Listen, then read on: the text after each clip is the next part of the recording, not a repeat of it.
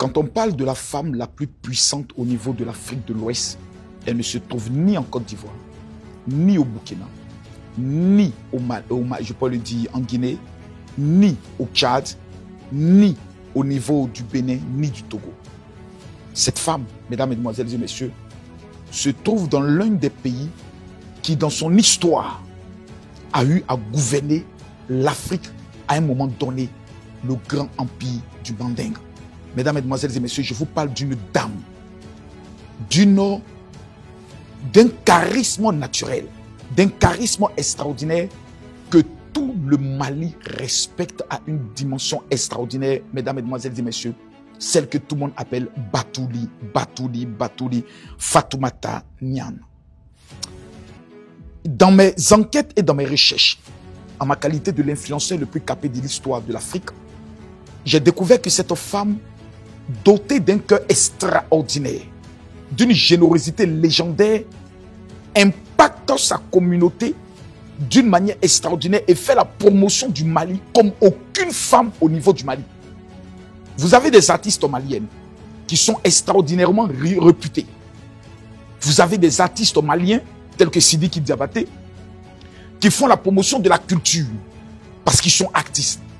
Mais une femme d'affaires qui se lève avec ses propres moyens et qui décide d'amener le regard du monde entier sur son pays, mesdames, mesdemoiselles et messieurs, on n'en trouve qu'une seule au niveau du Mali, c'est Batouli.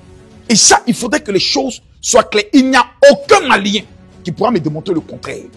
Quand vous avez des personnes qui sont dans des situations de maladie extraordinaires, Dame Batouli est toujours présente dans le but de pouvoir apporter son cœur. Vous savez, il y a des femmes qui ont l'argent. Il y a des femmes qui sont immensément riches, mais dotées d'un esprit de sorcellerie notoire qui ne veut que manger qu'elles seules, qui ne sont pas prêtes à pouvoir tendre la main aux plus faibles. Dame Batouli est un don de Dieu, pas seulement pour le Mali, mais pour toute l'Afrique. Voici une dame qui se lève et qui décide d'organiser un festival international dans son pays. Pendant que les gens sont en train de saboter le Mali, pendant que les gens essaient de faire croire qu'au Mali, il n'y a rien.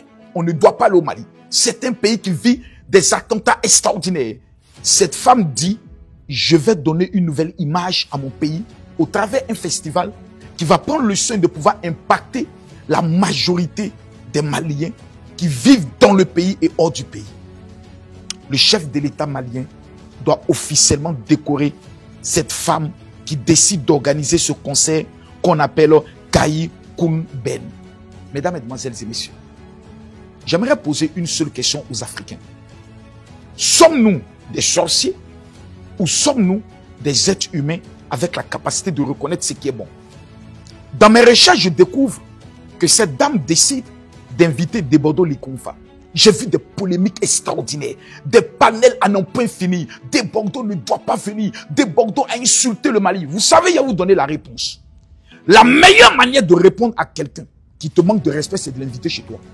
Oh my God, vous ne pouvez pas comprendre la révélation. Je vais répéter ce que j'ai dit. Quand vous avez quelqu'un qui est dans le quartier, qui passe son temps à vous manquer de respect, invitez-le à déjeuner chez vous. La personne, de façon obligatoire, devient votre griot. C'est la personne qui devient désormais ton porte-parole. C'est la personne qui ira maintenant raconter partout. Non, ce gars-là, il n'est pas comme je le pensais. Moi, j'ai pensé que ceci. Non. Lorsque quelqu'un te manque de respect, ne dis pas tu ne viendras jamais chez moi. Non. Permets à cette personne de venir chez toi. Quand la personne va repartir, la personne va confesser ce qu'elle a vu chez toi. Et le monde entier pourra dire, si Debordo Likonfa dit qu'à l'heure où on parle, le Mali est doux, vraiment, c'est que le Mali est un pays à fréquenter. Pourquoi? Parce que tout simplement, à une époque de sa vie, Debordo qui faisait une dépression, a eu à dire des propos vis-à-vis de Sidiki Diabaté qui est mon fils et vis-à-vis du Mali qui est intolérable. Peuple du Mali. Si moi, Camille Makosso, un jour, je vous ai même frustré, pardonnez-moi, nous sommes des Africains. Vous savez, quand vous prenez le Coran, je parle du Coran et je m'adresse aux véritables musulmans. Parce qu'il y a des gens qui vont à la mosquée, pas pu mordre, mais le cœur n'est pas musulman. Aucun musulman à qui tu dis, mon frère, pardon, ne te dira, je ne te pardonne pas. Il est maudit. Parce que dans le Coran, ce livre sacré, du prophète Mahomet, paix à son âme, paix paix et grâce sur sa vie, le mot pardonner est répété 78 fois. Il n'y a aucun imam qui pourra me démontrer le contraire. Vous voyez, je vais vous dire une chose. Je me rappelle lorsque Sidiki Diabaté avait été arrêté au Mali. Lorsqu'on devait même aller organiser son conseil de libération en Guinée, ça n'a pas pu se faire. Malgré que la Guinée est le deuxième pays de Sidiki Diabaté. Camille Makosso, sans connaître Sidiki Diabaté, sans connaître le roi 12-12, sans connaître le père de Sidiki Diabaté, je prends 12 millions de francs CFA. J'organise un concert au niveau de Yopougon, place CP1. Près de 10 000 hommes maliens se retrouvent avec des Ivoiriens. Mesdames, Mesdemoiselles et Messieurs, la fraternité légendaire entre ces deux pays, le pays de Soundiata Keïta, le pays de Félix Houphouët-Boigny, le pays de, je pourrais le dire, faut que c'était Salif Keïta, ce pays d'Alpha Blondy.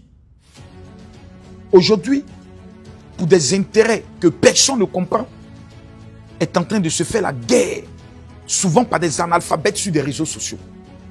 Dame Batouli se lève et dit, la Côte d'Ivoire et le Mali sont deux pays frères.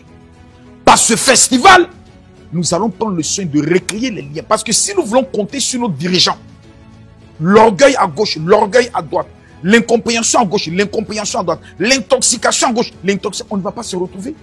Je rêve d'un festival ivoiro-malien qui aura lieu tous les 2 ans.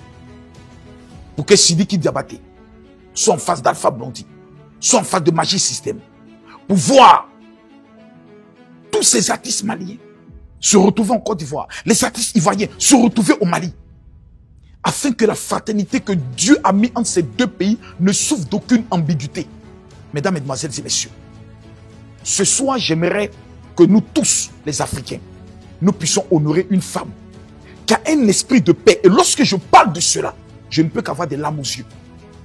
Dame Batouli, Maman Batouli, que Dieu qui a créé le ciel et la terre continue de te bénir.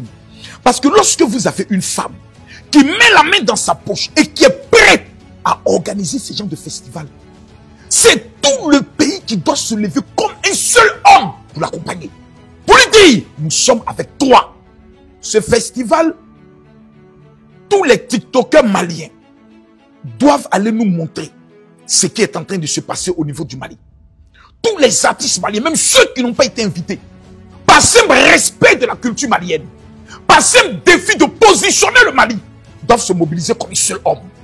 Mesdames, Mesdemoiselles et Messieurs, au nom de tous les Africains, épris de paix et reconnaissant, j'aimerais dire merci à Dame Batouli, que j'appelle Madame la Présidente. Pourquoi? Parce qu'elle est la présidente de la charité, elle est la présidente de la générosité, elle est la présidente du bon cœur.